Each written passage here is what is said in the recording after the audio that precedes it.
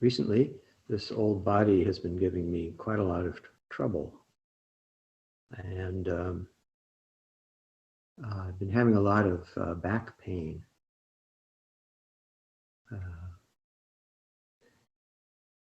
And I finally got an email back from my doctor, which is about all one can expect nowadays. And among his items of advice was to avoid long sitting. I thought, that's pretty cute advice for a career Zenist, to avoid long sitting.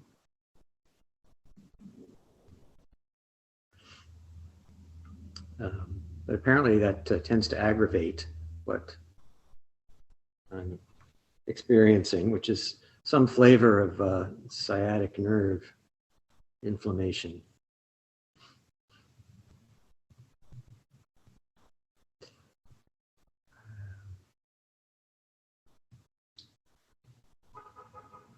So there are a great many things that can go wrong with the human body or body-mind, and they tend to accumulate, of course, as one gets older.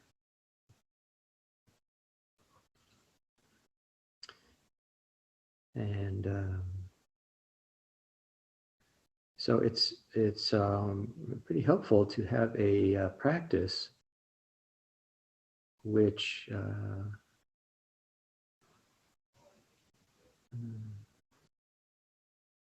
moves in the direction of revealing the body-mind's actual nature.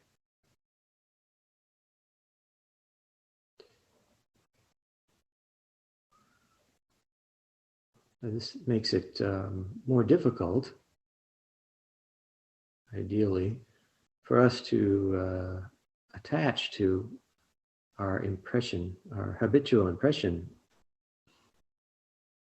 of this body, which of course becomes identified with a person.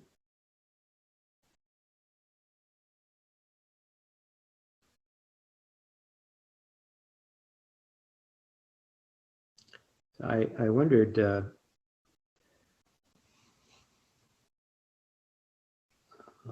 don't know if it was the last talk I gave, or anyway, relatively recently, I was speaking of how the teaching is conveyed body to body. And I wasn't sure if people understood what I meant.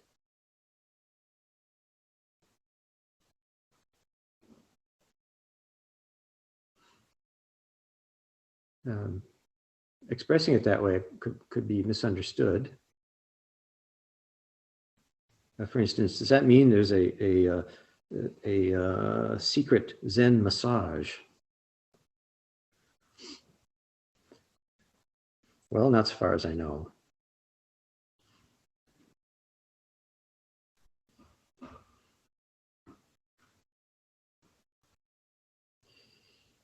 But as we sit, the body-mind reveals itself to be a stream, a flow, a current, a flood, if you like.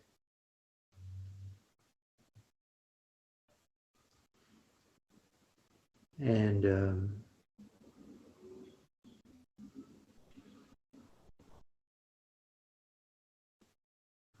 ideally, the teacher is, I don't know, has some durable appreciation of that. Not as an item of creed, as I've explained many times, not as a belief, but an experience.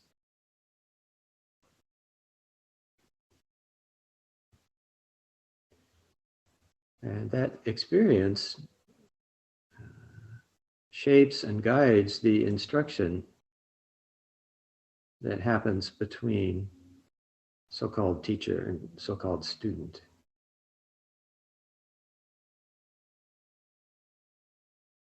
Such that at times, no words are actually necessary.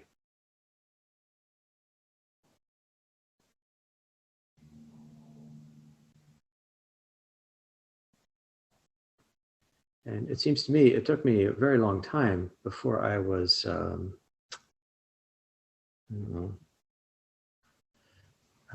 willing or prepared or something to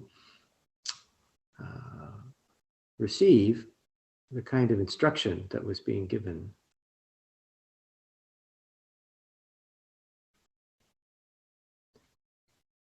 So for many years, I would go to Dokusan with some question prepared.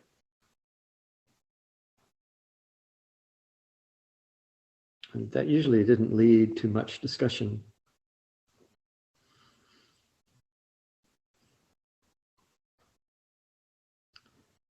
And so I did that for 13 years with one teacher. And then another, I don't know, another bunch of years with another teacher. And as that time went on, I was more and more at ease to go and see my teacher without any special preparation.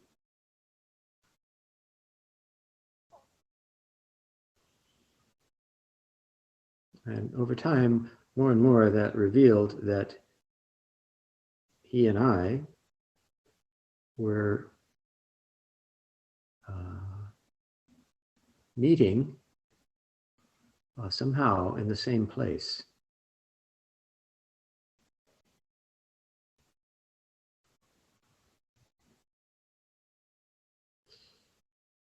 And at some point that simply became inarguable.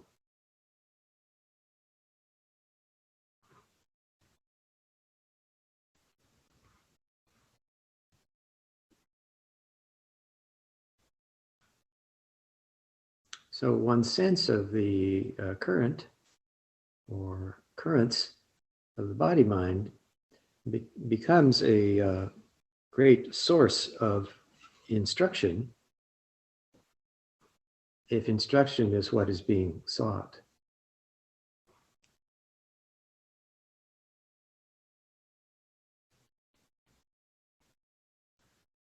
That's why going to see the teacher to, ask about the teaching or maybe present one's, understanding of the moment is so important.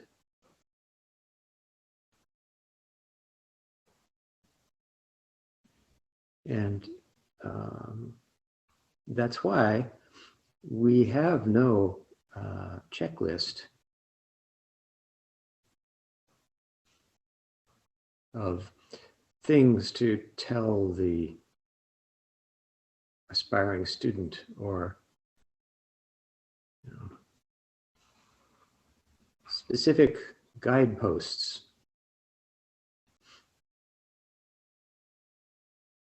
All that is to be read in the current.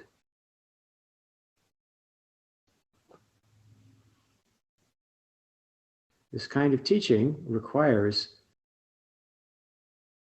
I would say, a significant apprenticeship.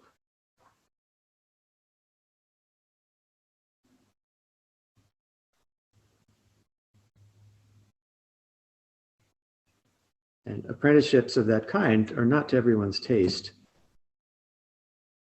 And I find, particularly in the West,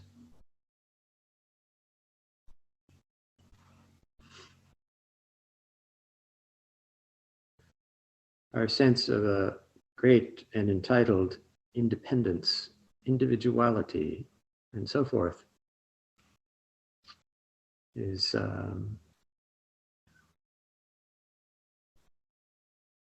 contributes to some feeling of wanting to go it alone.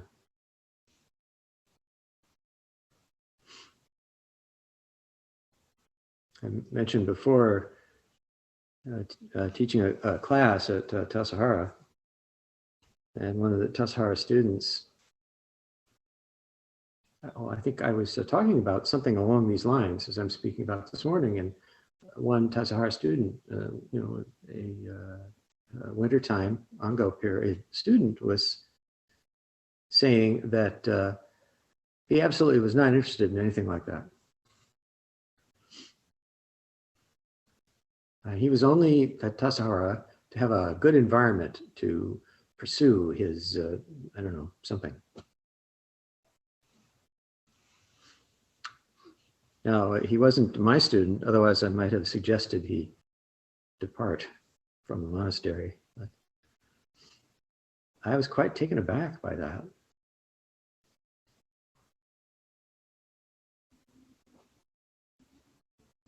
But maybe that is what sometimes inspires certain people to depart from Zen and seek out a more recognizable program.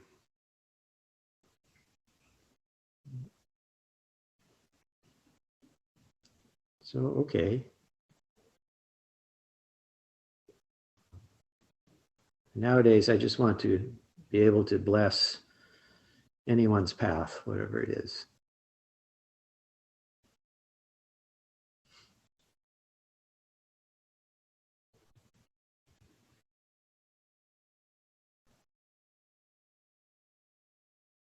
So I suppose this, I don't know, arrangement, if that's what it is, conveys a kind of, well, it all sounds kind of mystical, as opposed to practical and specific. I suppose, maybe that's right.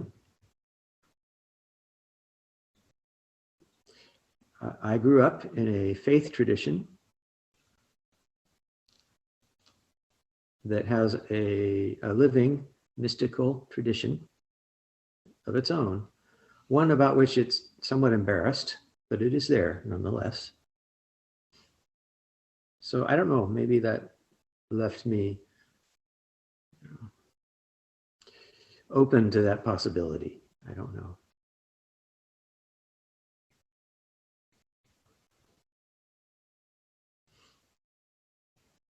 But I was always very struck by Suzuki Roshi's remark. Here's this Japanese Zen priest saying, we're always face to face with God. It took me a long time to appreciate that remark. And just the other day, I was reading about a 10th century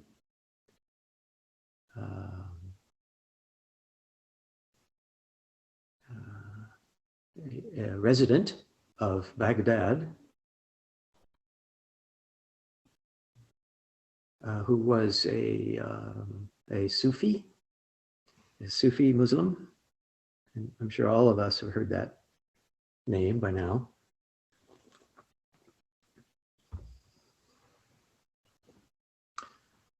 And he was,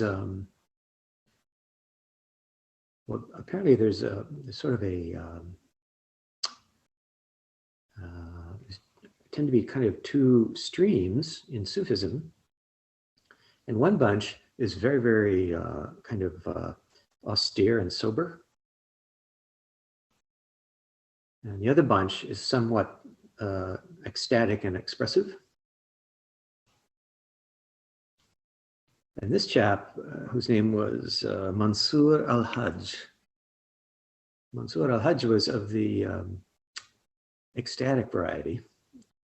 And he engaged in many of their practices, which involves such things as what's known as zikr, which is recitation, which I think should sound familiar to us,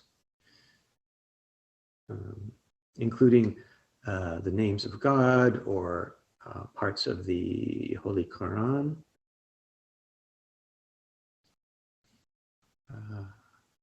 or the Hadith, the sayings of the Prophet Muhammad, blessings and peace upon him.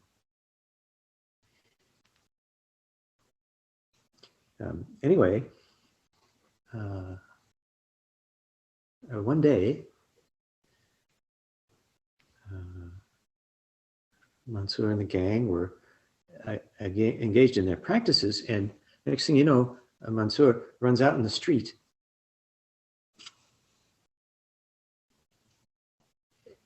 And he runs around saying, let me see, Ana al-Haq, Ana al-Haq, which means basically, I am truth.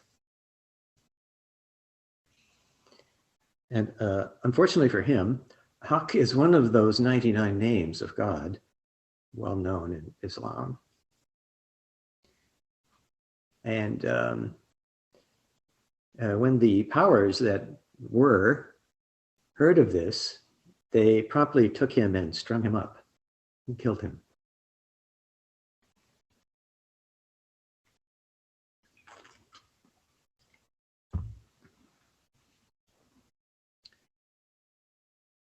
A fate that has befallen other prophetic voices, as we know.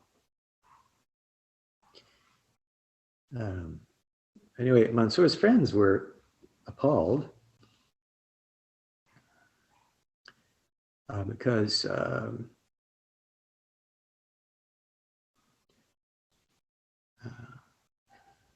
even though it sounded like he was saying, oh, I am God, that's not at all what he was saying. He had, they said, he was simply experiencing what they call the fana, which I think is translated as something like annihilation.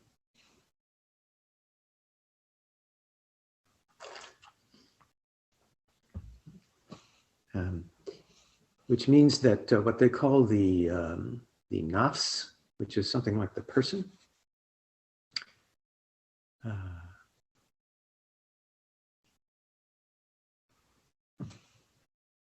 is subsumed in a dominant reality. Call it what you will.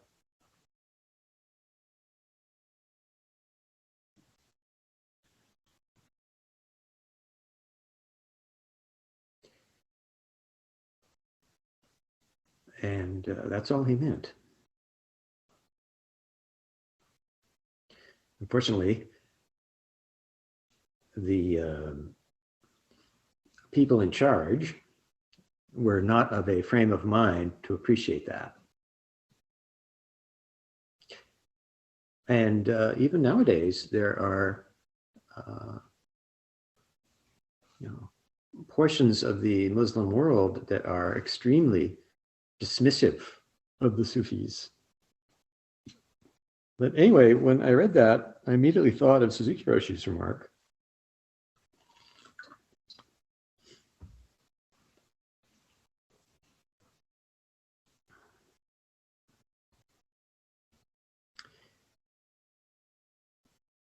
Which, together with my own experience, such as it is, inclines me to be one of those people who sees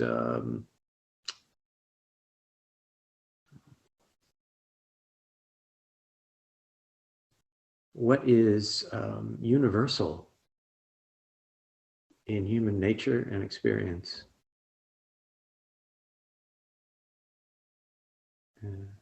The overarching or underpinning ontological truth of our experience.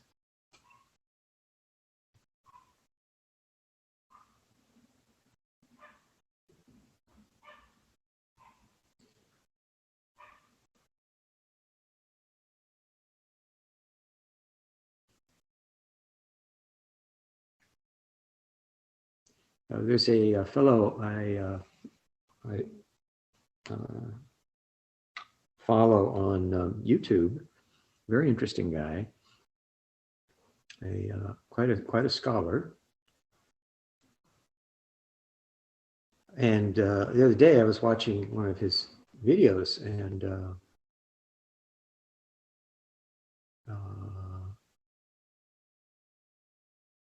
he said that he hastened to add that he was not saying that, for instance, the God of the Muslims or the Christians or the Jews was the same. And I was a little shocked by that.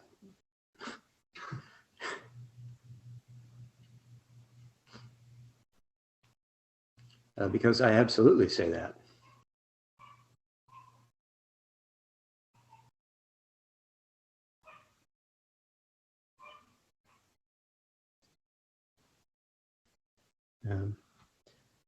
Paradoxically, this seems to make it very hard for some of us to get along, which is kind of bizarre when you think about it.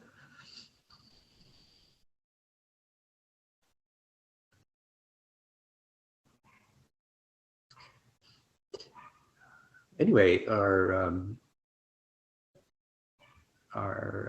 practice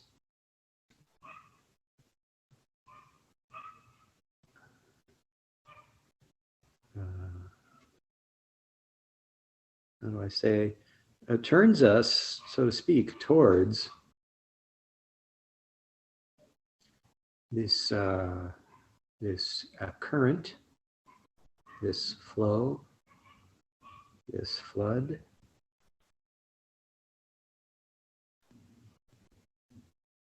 which is all there is of the person.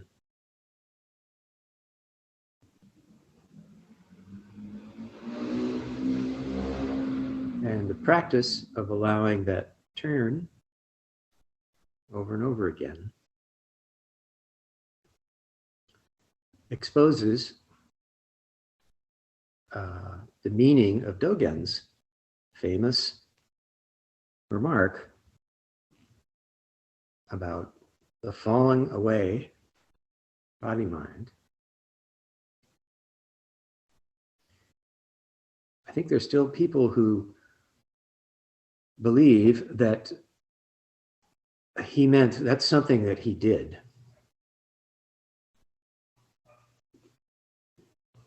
And that others should do too.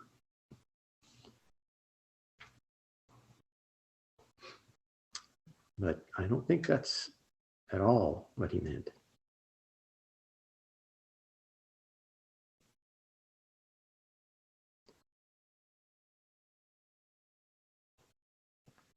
Those 4 Chinese characters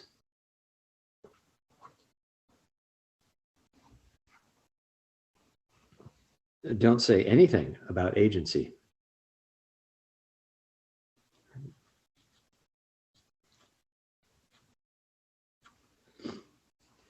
So I always wondered, why do people keep translating it that way? Dogen goes in to see his teacher and they translate it. Oh, I have dropped body and mind. So, well, somebody said.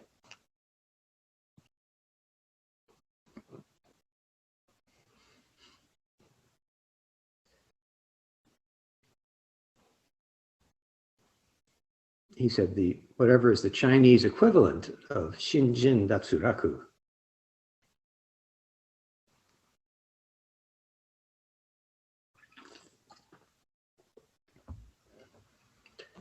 Body, mind, away, fall.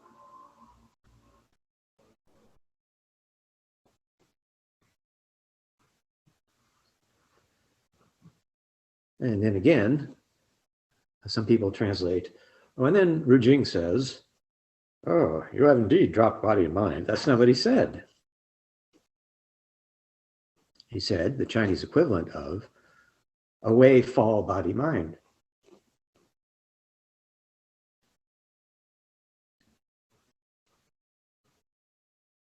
The Chinese have no pronouns.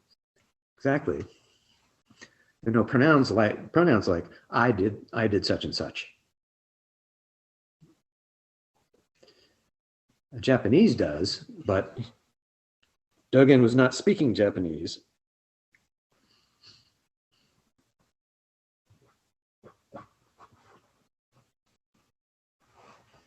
So there you have it.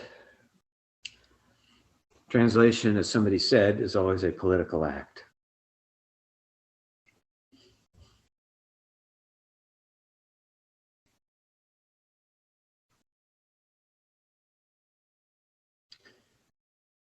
So even at the risk of being strung up like poor Mansur al-Hajj,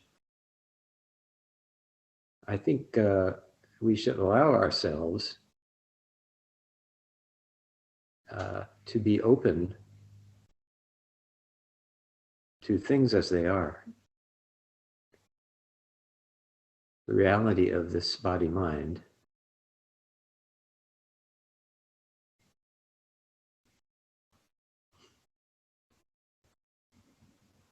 Apart from the habitual, I don't know what, little whirlpools and such that make it possible to think that there is a fixed entity someplace.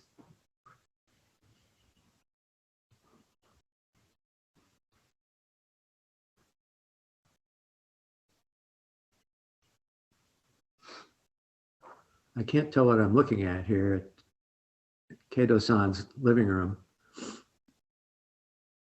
I'm not sure if that's a flame or a serenity fountain. I know y'all can't see that, but, or maybe you can. It's getting larger. It likes what you're saying. No, it's reaching the end of the candle. When it does that, for some reason, it's big. The end of the candle. Okay. Well, what I'm talking about is sort of like that dancing creature, flickering thing.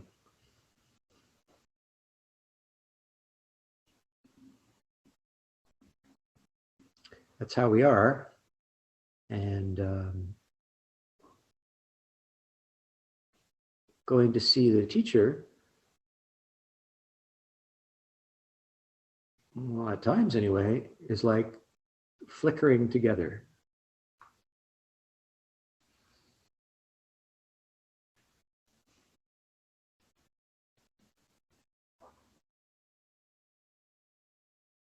Sitting there in the light, the dancing light of each other.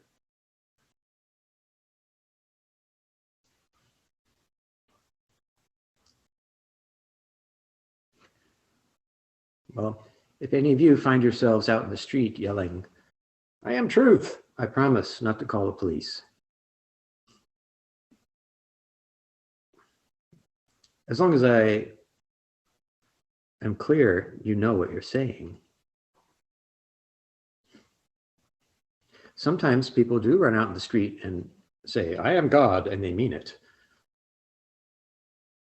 And they mean, I am God and you're not. This is a source of numerous problems. There's that phenomenon, what's it called? The Jerusalem syndrome. People, I don't know if it's like most, I had this impression, maybe this is wrong, that it's mostly Christians who wind up in Jerusalem. And next thing you know, they're wandering around, floating up and down the streets of the old city, thinking, I must be John the Baptizer, or something similar. There's a special ward in the hospital for these folks.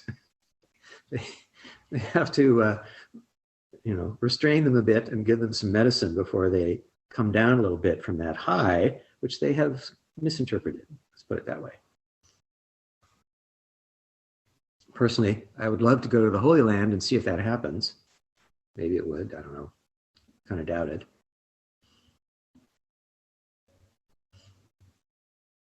But anyway, I think, they were just dipping their toe into things as they really are. And they got a little carried away. Possibly because they had no preparation. The yogic body wasn't quite ready to receive such a powerful insight.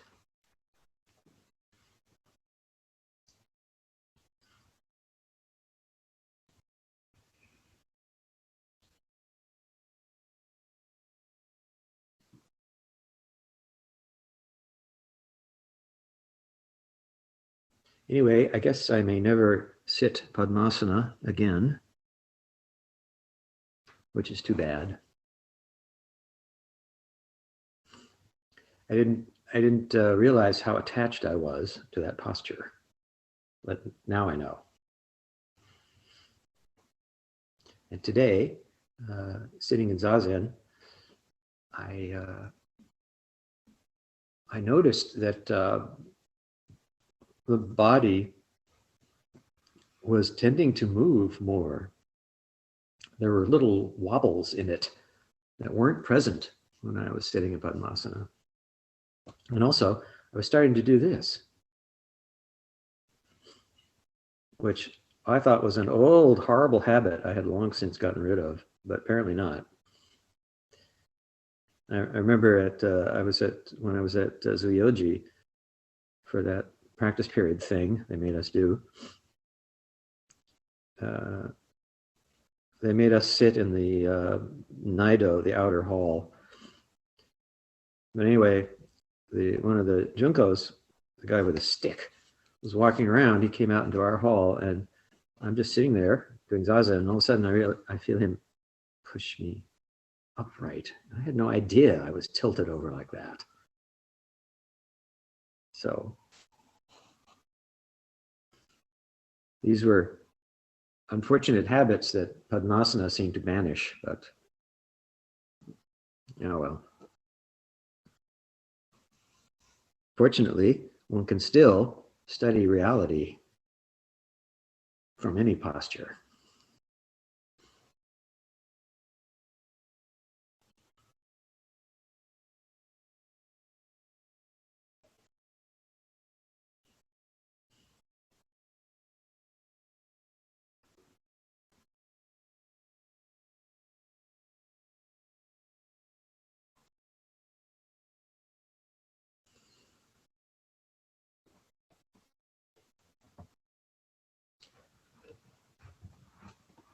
So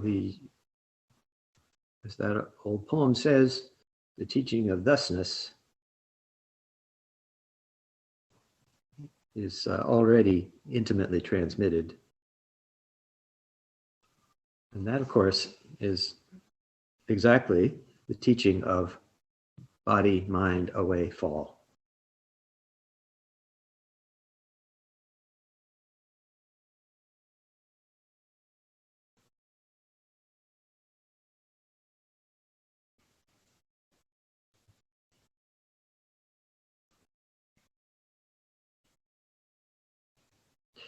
And as the late abbot, Esandaine liked to say, now you have it, so keep it well.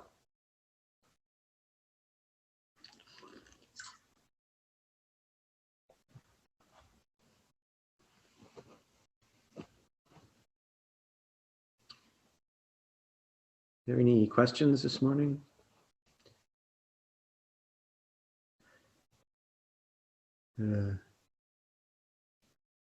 If there are, I think you can unmute yourselves.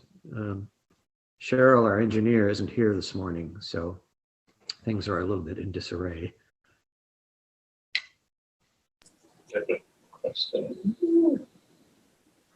Kato-san, do you have a question? Yeah, no, I had this image in my head when we talked about the practice of Soto Zen and, Zazen, working with a teacher, facing a wall.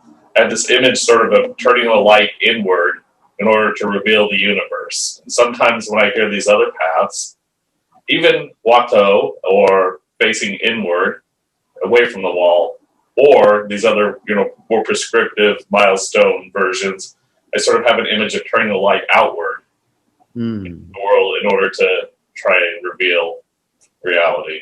Just, I don't know, something that comes to my head. I wonder what you think of that. Well, of course, the reality is the same, but the perspective differs.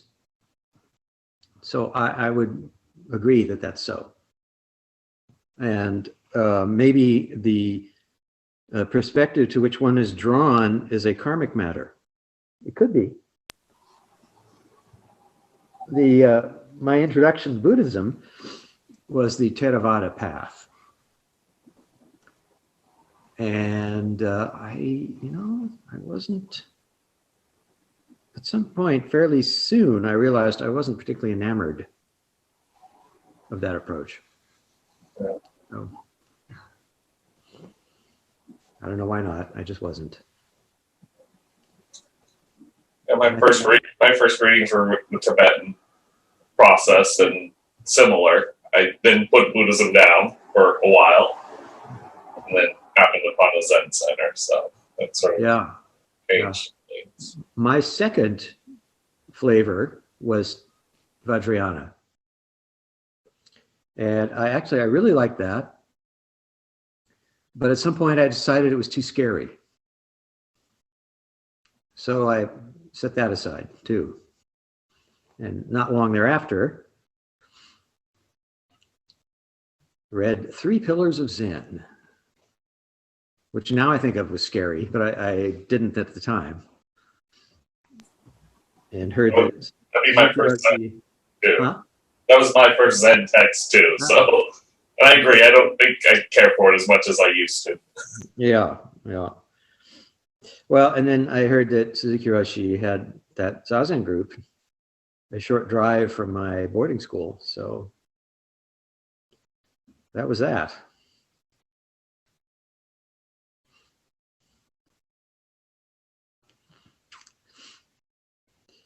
Any other questions or comments? I have a film recommendation, actually. Last night I watched Saint Maud, which is maybe why I couldn't sleep last night, but it's very apropos of this topic, getting carried away with divine visions and such. But I think you might like it. Thank you. I saw one reviewer described it as disturbing. Very. Oh, okay. But in a good way. But maybe not good bedtime watching? Probably not. All right. Sunday afternoon with tea or a beer, maybe. Thank you. I actually, for some reason, I had this thought that Shindo-san was going to recommend another film, which is not new at all. Some of you may have heard of it. It's called Baraka. Has somebody seen that? Yeah. It's pretty interesting. And I didn't realize that, I don't know if this is true of this film, but that word exists in Arabic and means something like grace. Isn't it Barack Obama? Barack? B-A-R-A-K-A, Baraka. With A. Yeah. Mm-hmm. Yeah, quite a fascinating film. And maybe it's about grace, but I didn't know that until recently.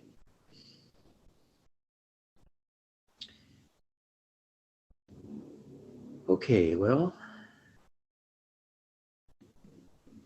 maybe that's enough for now. And thank you all for your patient cultivation of the Buddha way.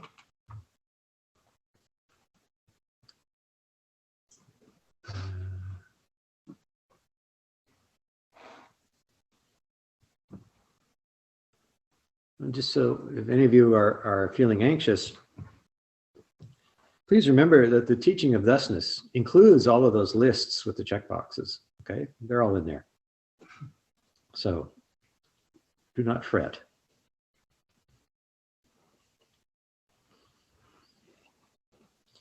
Thank you very much.